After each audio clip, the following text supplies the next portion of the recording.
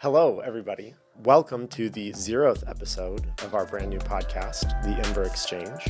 We're very excited to share this time with each other and with you.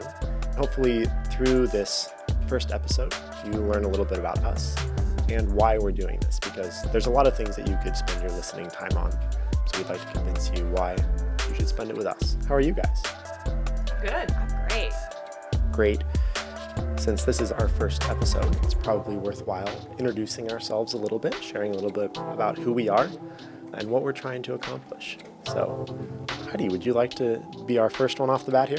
Yeah, I can kick us off. As Dylan mentioned, my name is Heidi. I grew up on a small lake called English Lake, about 10 minutes outside of the city of Manitowoc, Wisconsin. And for any of you who are thinking, Manitowoc might sound a little bit familiar, it's because it is the home of Stephen Avery from Making a Murderer. Ooh. Basically, Stephen Avery murdered Teresa Halbach, allegedly. He's still in jail today, but there's a lot of questioning that because he was actually wrongly convicted of rape years and years ago, and he was in jail for 16 years for a rape that he did not commit. Then he was released, and there was the murder of Teresa Halbach, and there was a $36 million lawsuit against the county of Manitowoc.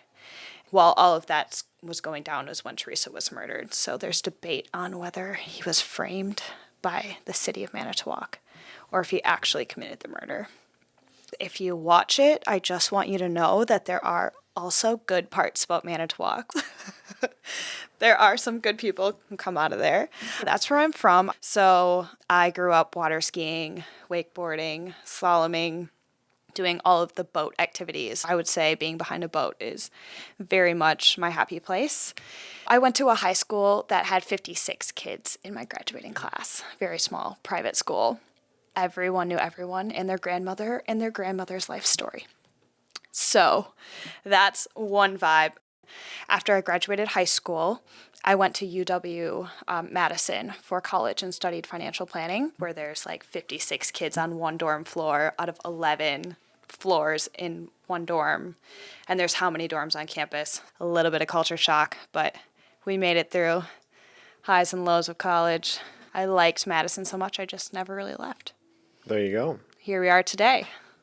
Now we're doing a podcast with this random pair that you met not even 8 months ago. That is true. That is true. I think we met in April. But Jill and I have been back and forth pretty much every day since then. So Yeah. After me maybe judging Heidi a little bit. yeah, you know, I'm I small and I admitted. like to talk. Yeah, I admitted it. It's fine. You judged her for being small and liking to talk. Mm-hmm. Yeah, pretty much. What do you have against small people? It's just small hands, really. It's just abnormal. You know, like how do you hold plates or glasses? How do you get around in life? I really am convinced that it's a disadvantage in life. Like, my phone screen is way too big. Do not tell me just to get a smaller phone, because I like my bigger phone. But my thumb doesn't reach all the way. And I also can't carry as many things in my hands at one time. Also, my foot is as big as most people's hand. It's fine. If you have any really good recommendations for women's shoes that come in a size 5 that do not look like children's shoes, I would really love to know. Please leave in the comments below. That's enough about me. All right. So who is this pair that met Heidi, or at least half of that pair? I'm Jillian. I was adopted from China as a small child, 6 months old, approximately.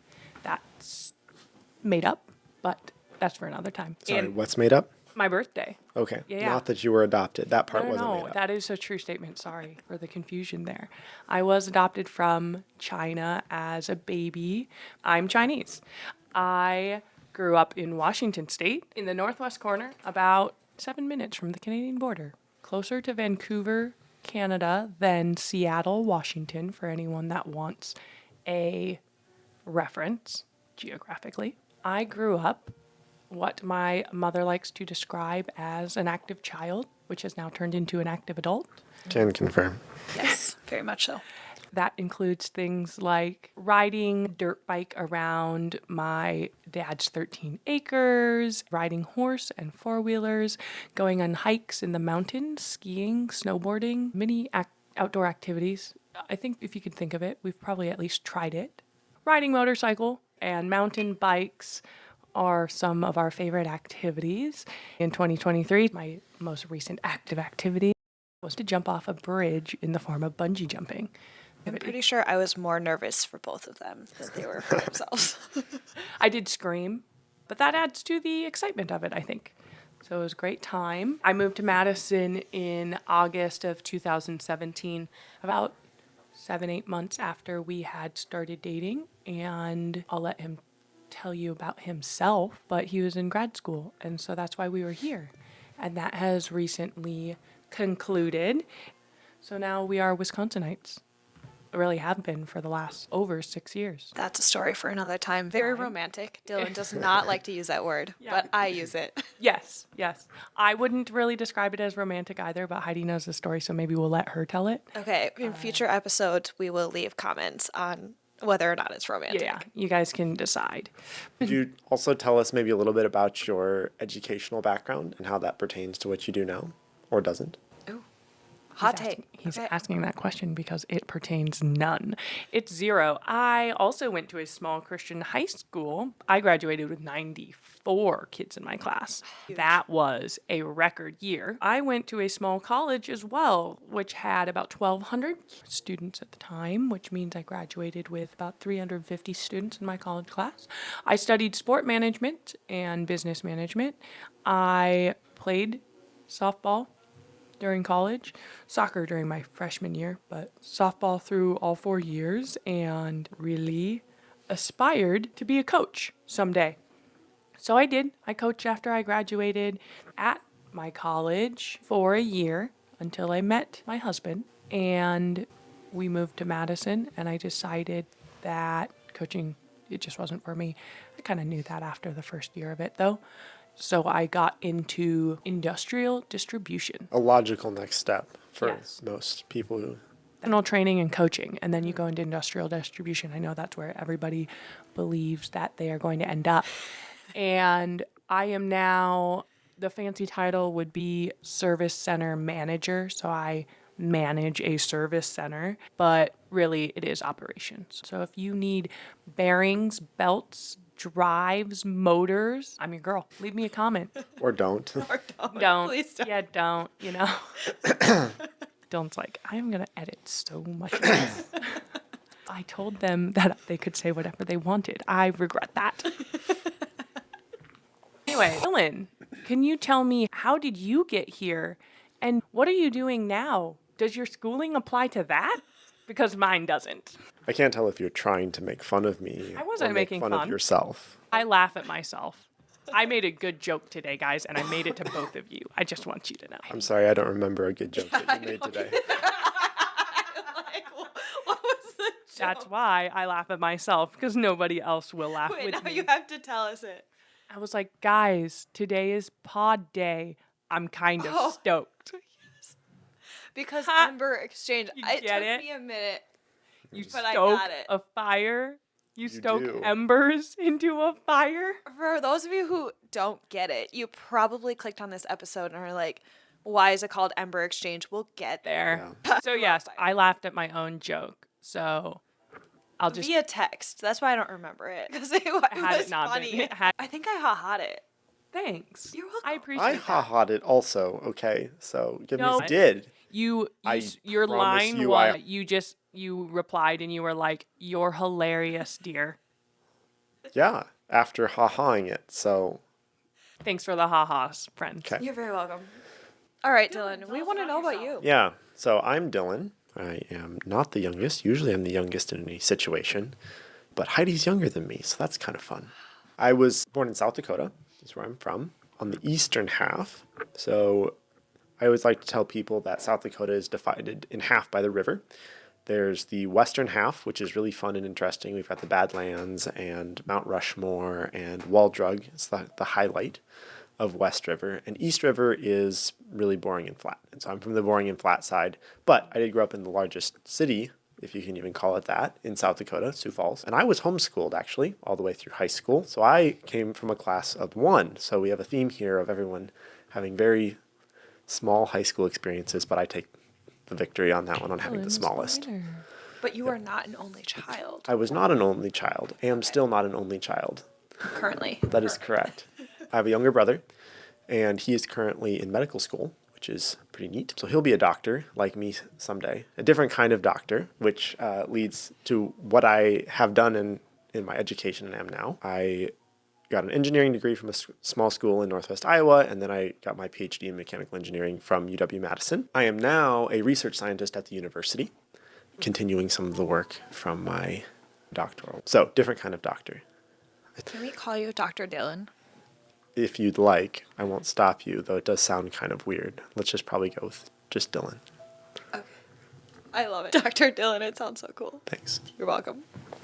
The reason that I'm here at this table is because I think that the three of us have some interesting things that we think about, and we have conversations with each other, and we would like to expand that beyond just the three of us, and perhaps share a cross-section of what middle-class, middle America, particularly the younger people of middle-class, middle America, think.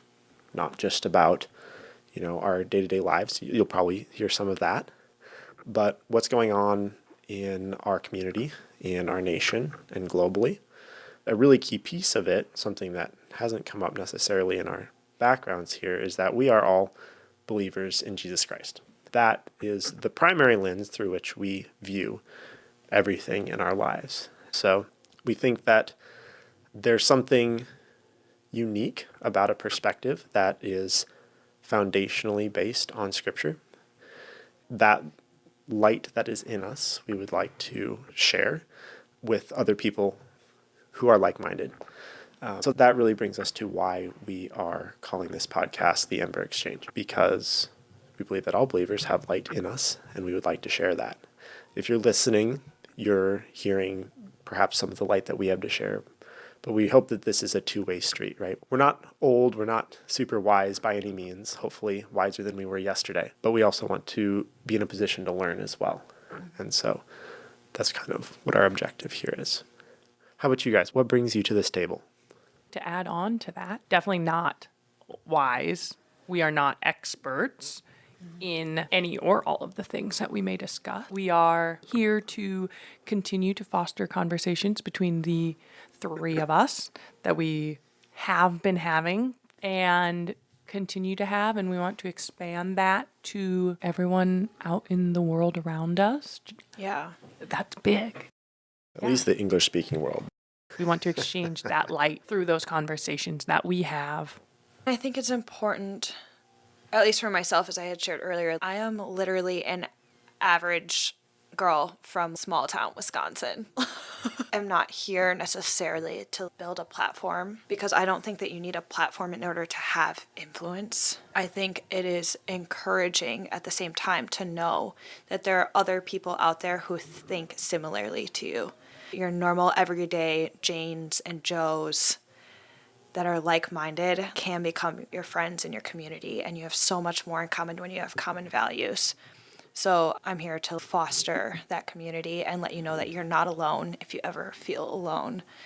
Because sometimes being a Christian can be isolating if you don't have good community. This is a way that you can just see things from a biblical perspective and maybe agree with us or disagree with us, but spark some thought and encourage you to go out and spark some fires in your own community, because the embers, they grow and they evolve, and when we come together we make a lot of heat and we can start a fire.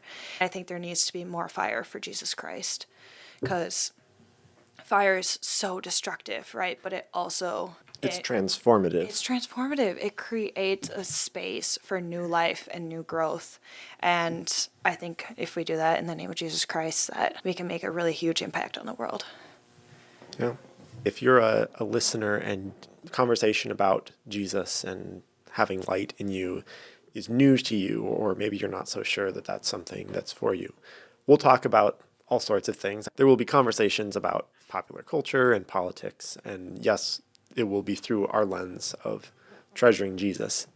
But hopefully you can still find something interesting and useful in what we have to say, even if that's not something that you're totally convinced of. And I think it'll be intriguing to see that sometimes amongst us we will have different opinions. Oh, certainly. Even though we believe the same thing and we love the same Lord and we have the same values, we're going to have differing opinions on things. And I think that's healthy and good. So Absolutely. come for some good debate, maybe a few laughs along the way. We'll try not to get angry, genuinely angry at each other. I think that's unlikely. Righteous anger. Pretty unlikely. At the end of the night, we will still be friends. We better be. We will. I am not sacrificing my friendship. No, not even close. That's what we're here for. Values igniting conversation. Jill, what does the concept of an ember mean to you? 2 parts. 1, being the remnants or the leftovers of a fire. It actually makes me think of one occasion as a child, my active childhood. We were camping and my mom had bought me new pants. They were kind of a cream tan color, so that, really was her first mistake. But I was trying them on, so I wanted to show my dad. So I ran outside from our camper and I tripped into what appeared to be a very out fire. But there were just a few embers left in there. And I burnt my pinky. And I also turned my cream pants not cream anymore, covered in ash. It reminds me of that story. When we look around us, as Heidi is saying, right, the encouragement that sometimes being a Christian light in this world can feel really isolating. We look at that fire pit and we're like, it's just a big old black pile of ash. But even the smallest ember can leave a mark, make a change. The second part of that, the transformative part of it, is even that single ember can start another fire. So it's not just the remnants of what was, but also potentially a sign for what could be or can be. That's why we're here, y'all. Well, thank you, both of you, for joining me in this conversation. I think, yes, we've known each other for a little over 6 months, but I've learned some, especially about Heidi. I like to think I know a fair deal about my wife. But I appreciate this ability to have a formal introduction for each other as well as the Embers. And I look forward to seeing where this goes, right? We want this to be a space where we don't hold back, we don't pull any of our punches, but we want to address things with truth first. It's a truth-forward podcast. If you haven't caught it at this point, the name of our podcast, guys, is the Ember Exchange. So welcome to the Ember Exchange. Yes. We are here to exchange those conversations in that community with you through this light that we have in our lives. Yeah. I'm excited to do this alongside my husband.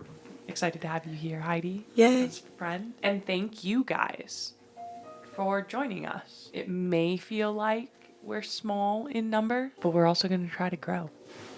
And hopefully through this, you are able to identify others who are like-minded. Yeah. Not just in the Ember community, but maybe this will encourage you to reach out to those around you and find that community if you don't already have it. Yeah. We'd love it if you would like And subscribe. Leave us a review, and because we're truth forward, tell us the truth. We would love to have a 5-star review. 100%, that's the truth. But Yes. we also want to hear from you. We want to get your feedback on all of this, and We want to learn about you too. Are we going to call it the Ember Collective? Engage with us as well as other members of the Ember Collective. Yeah. We are a collection of embers starting Yeah. a fire for the Lord and truth and fun. And fun, yes. We're going to have fun. we're going to have fun. I had fun. I did. I also had fun, and I don't even like listening to my own voice. Better get used to it. Anyway, thank you for your attention, and we'll catch you in the next episode. See you then. Burn bright.